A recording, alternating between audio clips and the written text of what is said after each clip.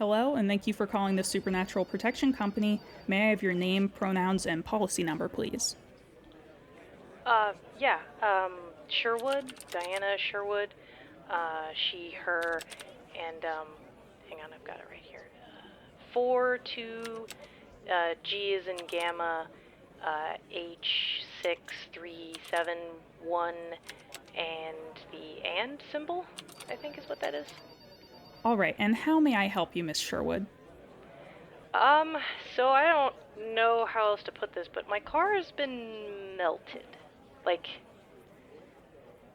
Can you expand on that? well, it was blue. Most of the paint is gone from the roof and the front of the hood and the back of the trunk. The tires are kind of flat. It smells really bad. It melted. Melted as in acidic melting? Have there been any abnormally acidic weather events?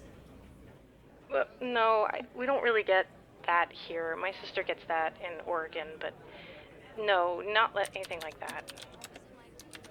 Is the paint and or exposed metal bubbled at all? Yeah, I think the paint's a little bubbled. Yeah. And how does the interior of the car seem? Is it damaged as well?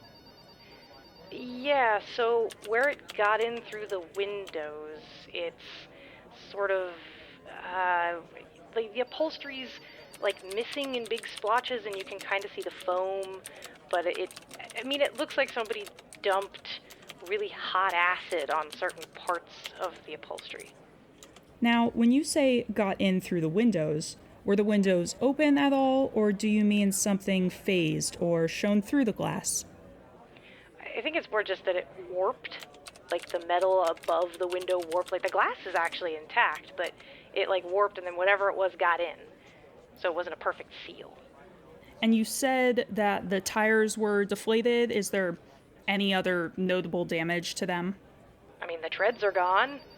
Bald gone, or? On the top, yeah. I think where it's on the ground, it's probably still got treads, but it's all warped. All right. Have you tested to see whether the vehicle is drivable at all? If I could get the door open, or my key in what used to be the ignition, but yeah, no, I don't think I'd need like a crowbar. I see. So the doors are welded shut, you would say? Very much so. Okay. Did you notice any drippage around the car? Or is it more that things have puddled entirely? Yeah, I'm pretty sure that the stuff gathering around the sides of my car are more of my car.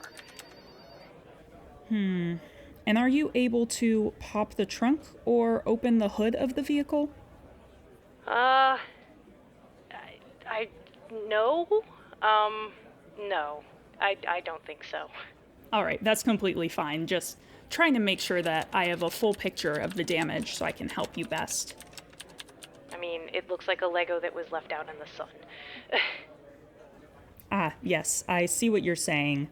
Now, when exactly did this happen? Well, I came home at like 7:30 after my shift was done. I parked it where I usually do. I'm assuming overnight. I didn't have any real reason to go out to my car. So, unfortunately, time ranges anywhere between, 10 p.m. and 6 a.m. this morning when I got up. Did you hear any unusual sounds during the night? Or maybe see any strange lights out your window? No, my TV got really, really staticky at probably 11:30-ish. It made me go to bed early because I couldn't get anything on any channels. Does that count? That could be important information, so I'll add it to my notes. Have you noticed any signs in the area that might point to this having been caused by a physical presence? Like maybe there's been abnormal paw prints in the grass, or bits of fur or feathers, reptile scales, anything like that. No. My neighbor came over in the morning and he thought it might have been like a dragon or something. But, those things are pretty loud. I feel like I would have noticed if it had set my car on fire. But I don't know. It just happened. You also would have likely felt the ground shake, and I'm assuming because you haven't mentioned that nothing like that occurred. No. So, wait, look. If I can't figure out what did it, am I not going to get, like, a claim? Can I not get a new car? I can almost 100% assure you that based on the types of damages you are describing, you are completely covered. The next steps from our side would be to send an assessor to look at the damage, just to verify that things are as you've described, as well as potentially identifying what caused it. Because if it's, let's say, something that lives in the woods by your apartment, then we would want to make sure that there are next steps in place to help ensure that this doesn't repeatedly happen. Right.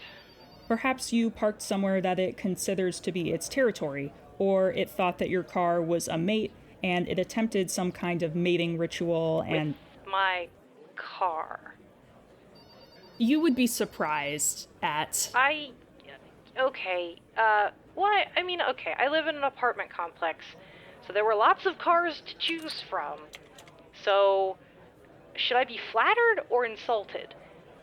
Well, I certainly can't speak to that, but perhaps the combination of the color and style of your car are what caused this incident to occur. In which case, I think that would be important information for us to figure out before you potentially went and bought a new vehicle that might encounter the same issue. Right. These are just steps so that you can go on from this event with much more confidence that it won't happen again and you won't be inconvenienced by something of this nature in the future. I mean, I'm already late for work. There's nothing I can do about that. I have a follow-up question. Does your claim coverage, does that cover removal of my old car? Like, getting it out of, because I only have the one parking spot. So would you be able to take my melted car so that I could park my new car? We will definitely be able to get a tow company involved, but you said that there was car essentially pooled around the base of the vehicle. Is this, based on looking at it, was this sticking your car to... Yeah, I'd like to see a regular tow truck remove this. So not only is my car not drivable, but my only allowed parking spot in my unit is now taken up by the melted remains of my car. So that's great. Depending on whether it is something that some heavier equipment could pry up from the pavement without much damage, or if it would require a more thorough excavation, we probably need to reach out to your building. The specifics of the insurance they have, and potentially even your rental policy, may impact what immediate action we can take. Oh great, my landlord already doesn't like me. Okay. Well, there is, depending on the policy of your building and the exact area that you live in, the onus may be on them to have coverage for this type of incident. Certainly getting the car out of that spot is in everyone's best interest, seeing as it might draw whatever occurred back to the scene of the crime, so to speak. Oh no. So there is a vested interest from your landlord in getting this taken care of, even if they feel inconvenienced by the ordeal. If they were to be uncooperative, and this happened to another resident's car in the meantime, there could be legal risk due to negligence in warning other residents or failure to implement any general deterrence. Oh great, I'll be patient zero in the car melting fiasco. Well, hopefully this is just a one-off kind of event, but like I said, we will send someone out to assess the damage and the situation as a whole. Okay. I will forward you the information for the company that we choose to send. I may need to consult with my colleagues on the exact type of consultant we should send out so that they have the best chance of figuring out what exactly happened here. But we will be in touch. In the meantime, if you could pass along the information from your landlord so that we can get in contact with them, that would be very helpful for the next stages of car removal, first and foremost. Oh, yeah, I can email you that stuff. If they do end up getting the car off my parking spot, and they get the trunk open, can I at least have my jumper cables back? I have to buy a new car. I'd rather not have to shop for new jumper cables. Oh, absolutely. The car is still your property. Anything salvageable is yours.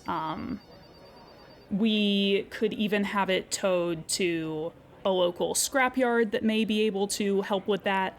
And you might also be able to get some compensation for any usable parts if the engine and those kinds of things are salvageable. Yeah, this is a new definition of totaled for me. Okay, well, thanks anyway. Yes, of course. Before you go, for your reference, your claim number is 322. Oh, wait. Hang on, pen. Okay, start over. My apologies. Your claim number is number 322856. Okay, got it. Alrighty, thanks. All right, we'll be in touch. Thank you. If I'm being honest, I have no clue who to send this to. Could be a cryptid, could be an extremely localized weather event like a solar flare. If my manager is listening, let it be known that I'm going to reach out to you for some guidance on this kind of claim. But in the meantime, I will be forwarding it to both of the aforementioned departments as well as general investigations, in case they've heard of anything like this before. I would advise that even before we are sure of what exactly happened, we need to start arrangements for removing the vehicle, hopefully with as little damage as possible to the parking lot itself. But if it's stuck on there like it sounds, we might need to hit up one of our demolitions crews to get some heavy-duty equipment involved. Follow-up with the apartment building management will be necessary before any steps are taken. So I'll loop legal in on that, since we may need to interface with another insurance company. But once we get in contact with them, things will most likely need to move pretty quickly.